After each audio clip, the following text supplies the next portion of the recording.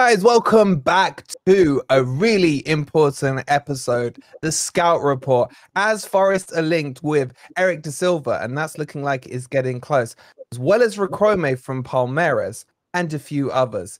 These young kids, the new model Forest are going with, we need some help in understanding it all, and we've got an expert for you. Let's get into it.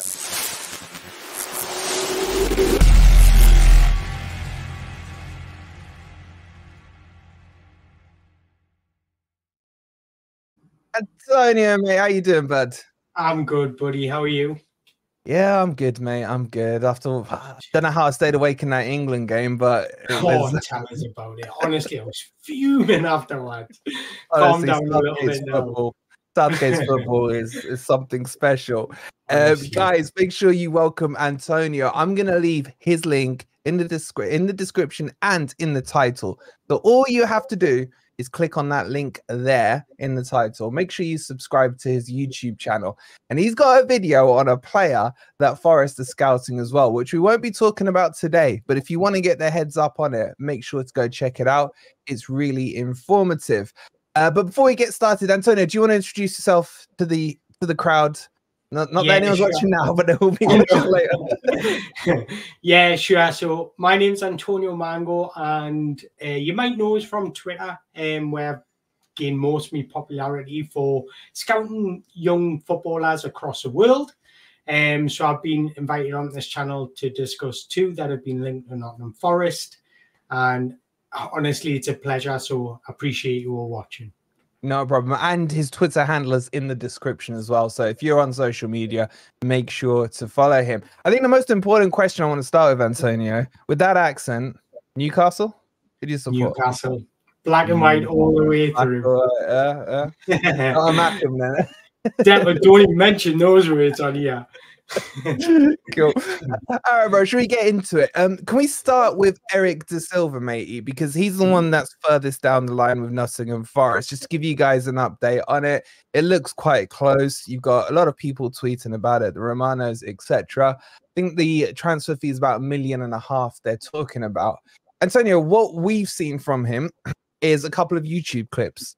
If I'm honest with you, he nutmegs a player with a reverse ball, and everyone's, raving about him. But with your knowledge on these under-23 style players, could you give us a little kind of intro into Eric and potentially what he is, and then we'll kind of get under the flesh of that after? Of course. So Eric he was born in Germany, but he's got Portuguese and Polish descent. He's a very versatile player, which we will touch on very shortly. Stands at 6'1", so he's got a lot of presence on the pitch. He was born on the 3rd of May, which makes him 17 at this current moment. Wow. And he's playing currently at St. Pauli's, isn't he? He is, yeah. And what was kind of been his position there? Because from what I've seen, he's played in multiple positions at his time there. Is he starting to settle into one, or do you feel he's still searching? He's still searching, but I put that down to him being the best player at St. Pauli. So they're kind of utilising him to exploit the opposition's weaknesses. So it's very interesting how they do use him. And yes, he started out his career at Victoria Hamburg before moving to St. Pauli. He had the choice of both Hamburg and St. Pauli, but he was a St. Pauli fan, so he went there. But interestingly enough, that at St. Pauli, he's played in 3 different roles. But where he absolutely excelled in Germany, he's not yet played there for St. Pauli. So I'll give you an example. He's played 17 times at St. Pauli as a centre forward, 13 times as a right winger, and only 6 times as a left winger. But where he stood out in the under-17s World Cup for Germany, and he's made that place his own, was at right back, and he looked excellent at right back. Wow, so he's literally gone all over the pitch. Literally everywhere. Tried to goal yet, Me as well. Very good. And he's one that's been linked with some quote unquote bigger clubs as well. Could you just give us a little background on that, mate? Yeah, certainly. So while he was at St. Paul, even before the rumours started happening about Nottingham Forest, it was around the time of the Under-17s World Cup, 2003 last year. Bayern Munich approached him, Borussia Dortmund approached him. You would see all the big clubs, and Borussia Mönchengladbach was one of them that approached him. And he turned them all down because he felt like his best development was staying at St. Pauli's. I feel like he's made the right decision because he was comfortable in his environment. He was still learning a lot about the game. He was still learning a lot about himself and his roles. And the way St. Pauli utilize him and allow him to express himself allows him to find his position on the pitch. And I know it looks a bit unstructured at the minute, but there is a method to the madness, I feel. Because it's making him more versatile and more understanding of each role. So when he plays at right back, he understands his right winger's movements. When he's playing at right wing, he understands what his centre forwards is going to do. So I think all this unpredictable aspect in his roles is actually benefiting him in the long run. And that's it's shown in his performances. Yeah, I completely understand what's being said there, because I manage an under-13s team, and they almost start to get pigeonholed, don't they? Players into their positions. And what we do in the off season is say, right, let's spice it up. You who are playing at right midfield or whatever, let's try you up front, etc. Because sometimes you suddenly get out of them something different, you know, a new attribute kind of starts to develop out of them, and it does make them more well-rounded. Exactly. And for example, when he got into that new role for Germany at right back, because he had played as a centre forward, he understands the centre forward's instincts, so he knows where to be. Right. It's helping him positionally. Just his all-round performance is improving because he understands what the centre forward is going to tend to do. Yeah, and how was his performance in that World Cup for Germany? So he shone at the World Cup for Germany. So he started all 6 games. He provided 2 goals. He was averaging 1.7 dribbles per game, which is the second most of any defender. He was averaging 1.2 interceptions, 3 clearances per game, which is the second out of every defender at the World Cup. And he also had 8.0 ball recoveries. So if you look at, he's very versatile in his defending. He's very complete. He's not just a tackler. He's not just an interceptor. He's not just a clearance. He doesn't just cover. He's got a very wide range in his arsenal. You get me excited about him, mate. I don't. I always get worried about getting excited about players, and if they come and then they flop. Yeah. I'm getting it in the neck from everyone on Sangare because I said Sangare is a great player, which he still is. You watch this season, he's gonna shine, right? So I'm getting excited. I'm trying to stay calm in my seat and everything. But based on, sorry, go on. I was just going to say another stat that stood out to me the most is when he was playing at right back, he was averaging more passes in the opposition half than he was his own half. You can put that down to Germany being one of the best teams at the tournament, but he's still got to go there and have that attacking instinct to do it, and perform it. So from an attacking point of view, he's not just a defensive-minded defender. He gets forward and he causes trouble for the opposition. Defensively, how was he? I know you talked a lot about his attacking press and everything, but does he hold up defensively? Obviously, it's all relative because we are talking kind of under 17s here, but how was he defensively? Well, he was averaging the most tackles per 90 than any player at the tournament, and that was with 5.5. So he's assertive when he's a very active defender. He likes to engage. He likes to close opponents down. He's physical. Standing at 6'1". He's got a presence, and he uses that to his advantage. He's strong. He can hold off attackers. So he's very calm and composed when he's defending. Now, there is a slight weakness that I have noticed, that when there's moments of chaos, he struggles to adapt his feet. But because of his acceleration and his pace and his explosiveness, it counteracts that because it allows him to recover himself. But obviously the Premier League and things are a lot quicker than youth football. So he's just going to have to amend that slightly. But that's something that comes with experience. Yep, absolutely. So pace-wise, you just touched on it there. He's quite quick, quite nippy, good off the mark kind of thing. So that's a I love pacey fullbacks. Yeah, absolutely. He's got pace to burn. He's energetic. He's enthusiastic, and he recovers a lot of like balls over the top, things like that, because he has got that burst of acceleration and that pace. Fantastic. And from what you feel, obviously you haven't got a crystal ball.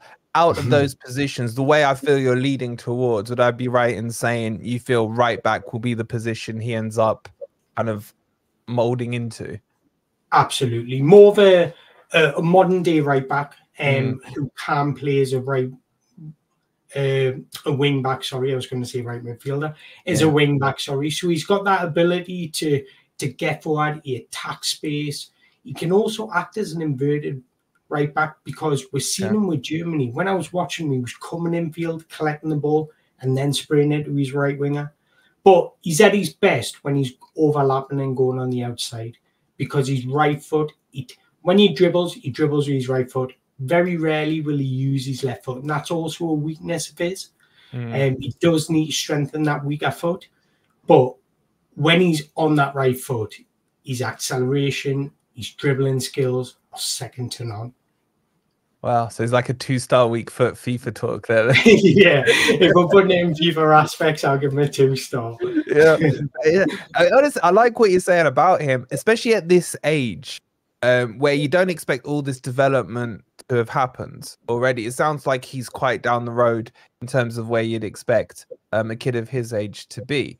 I guess my next question, Antonio, is he ready for the Premier League? Because we got Nico Williams ahead of him, Ola Einar, who's predominantly right back, but has been playing left back for us as well.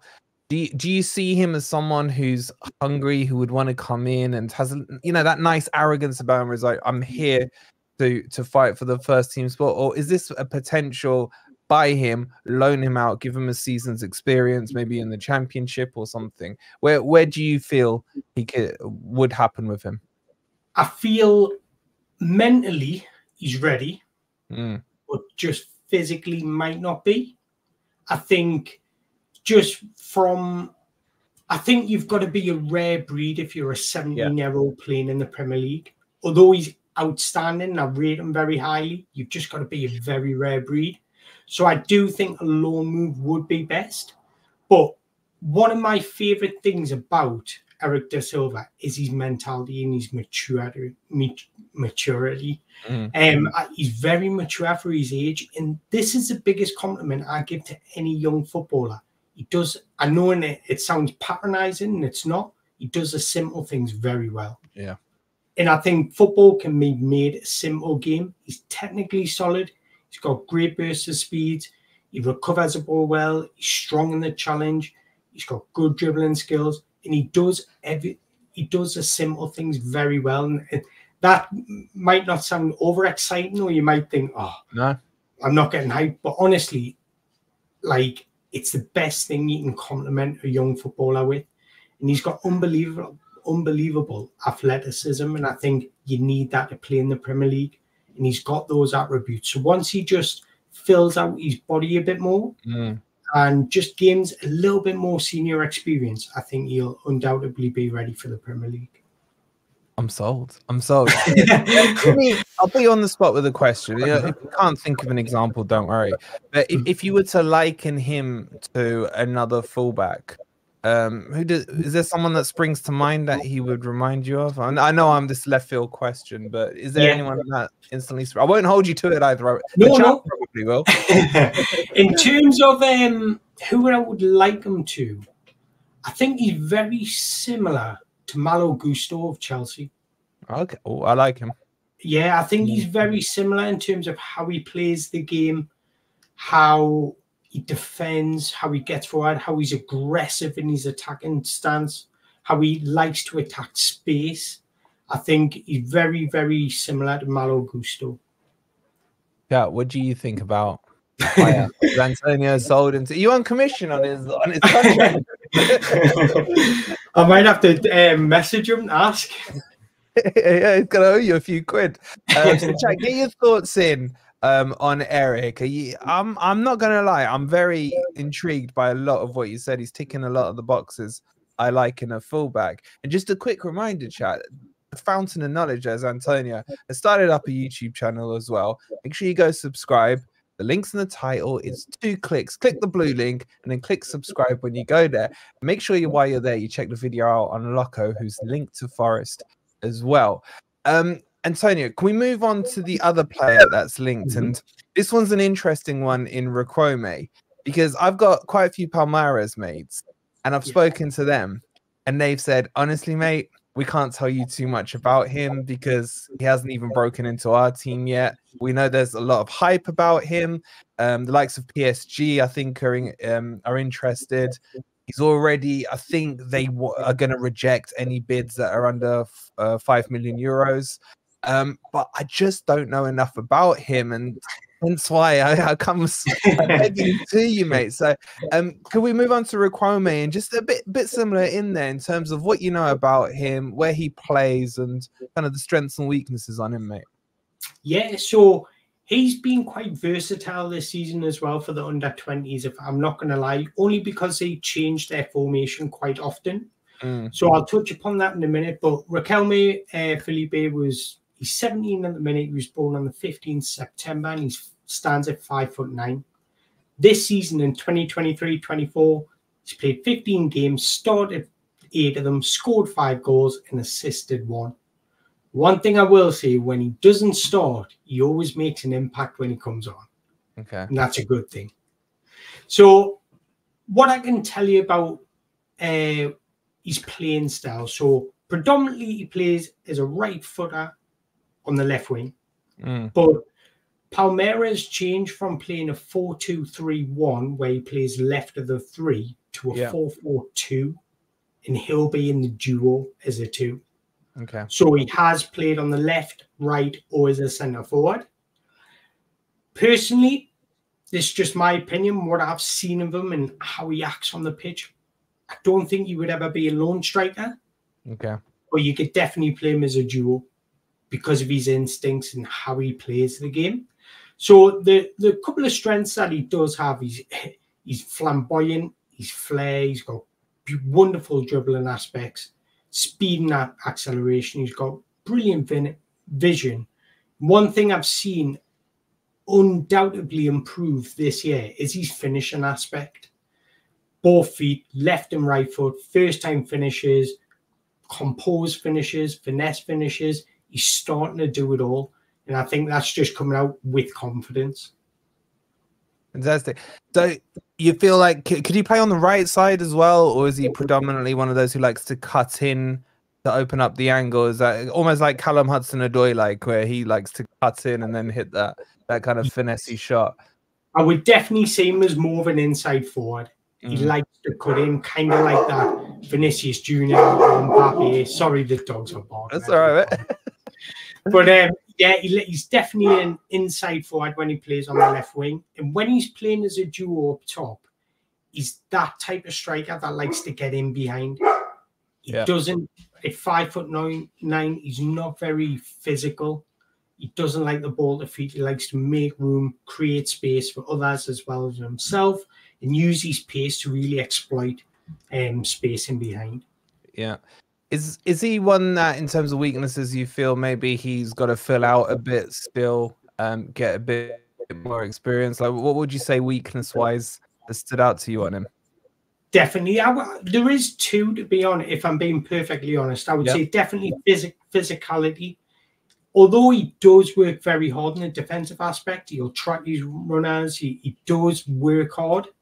But I just think that cutting edge of just having that physical fight in him just isn't there. So he will have to develop that. And another one that I did touch upon is sometimes he tries too hard. He tries to do a bit too much. And sometimes he loses that ball manipulation and ball to feet ratio complexion. And sometimes when he's very, very good one-on-one when it's instinctively. When he's got to think about it, sometimes he doesn't have that cutting edge as much. when he's instinctive, he can go on the outside, the inside. He can just turn his defender inside out, really. Yeah, I just love the Brazilian players. Like I've liked everyone we've had to Forest. I kind of meme it saying Nottingham Rainforest now the way we're going, which I'm loving. I'm loving because obviously we're getting the giant Carlos Miguel from Corinthians. That's nearly done the goalkeeper. And we've raided Palmeiras before. The Brazilians don't like us anymore. But what I found interesting about him was the valuation, mate. Because they are talking upwards of 5 million euros. And the talk is that if Forest, I don't know if Forest had a bid rejected or not, but because they weren't going to accept that bid. Quite a bit for a young kid. And it's almost threefold more than for Eric.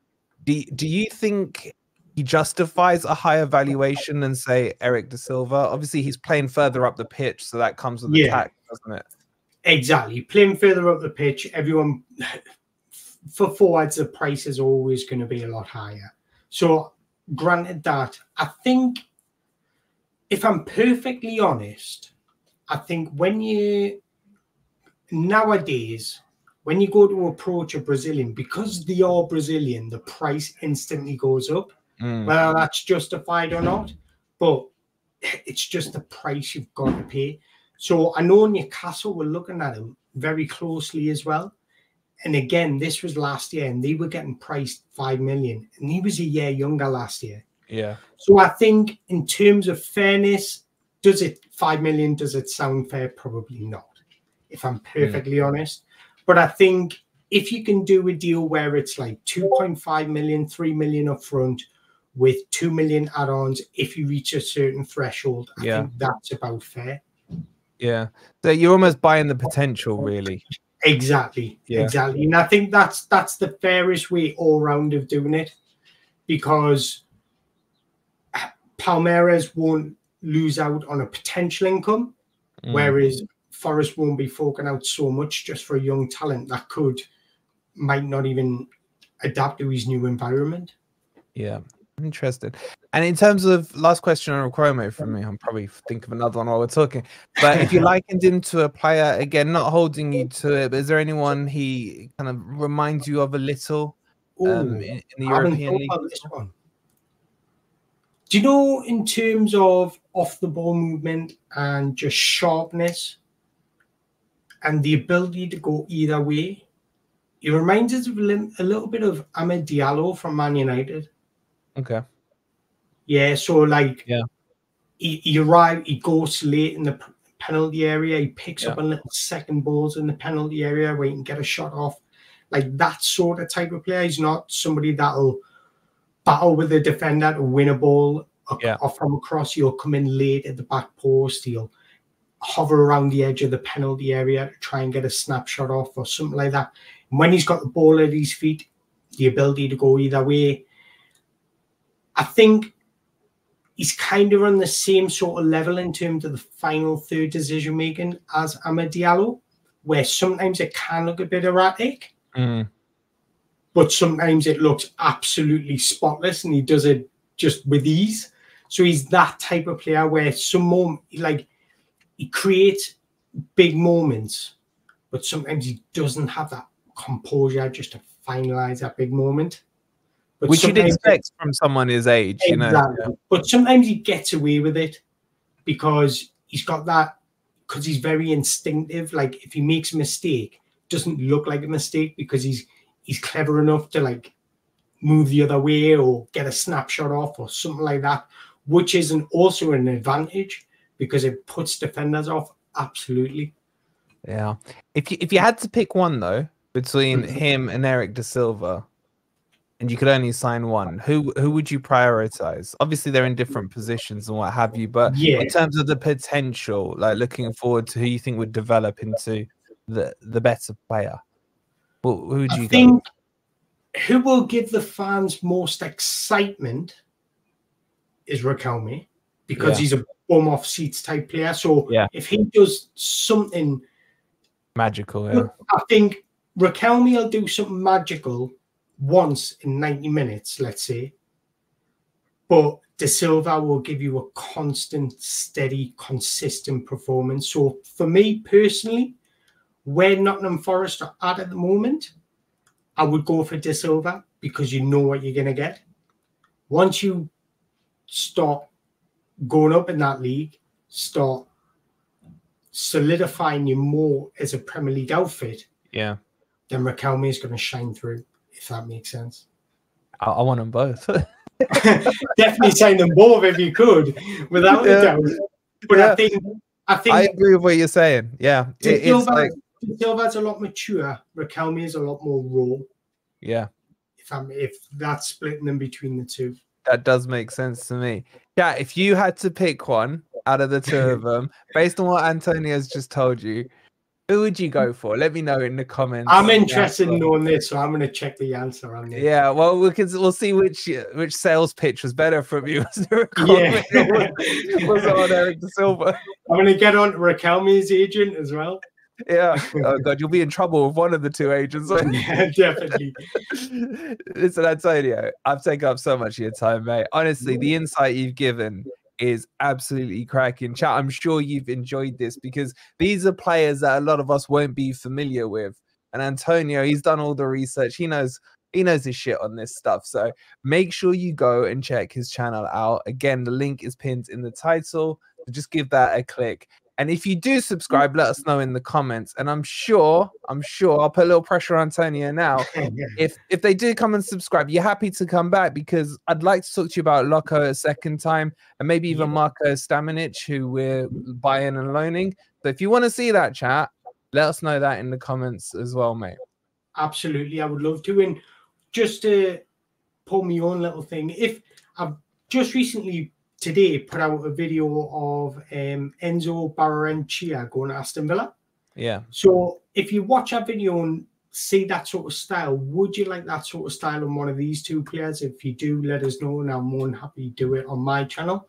And then hopefully you can use the clips for your channel as well, or what have you. Absolutely. So get in the comments and let us know. And I'll also put the Loco video on the end screen from Antonio's channel, so you can go straight there now and watch it.